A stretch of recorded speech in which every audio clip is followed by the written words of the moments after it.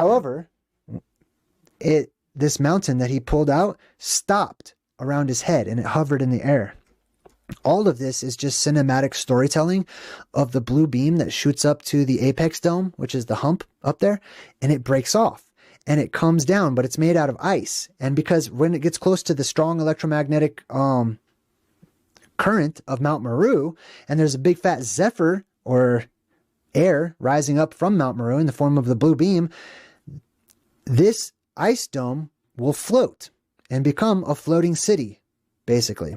If, in fact, you know, there's actually land on up there as well, and people, which I assume there are, and it'll be a floating city. It'll be Asgard, floating up there in the sky at the center of the world. But it's personified and cartoonified as this giant, which is Atlas, same thing, holding up this mound or this rock or this mountain, and he's going to throw it on the Camp of the Saints, which is the Garden of Eden, which is directly below.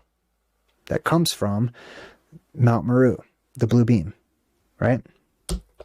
And there's many different pictures of the story over and over and over again of King Og, the king of the Titans, the king of the giants, the main one, who also was said to survive the flood, right along with Noah, right?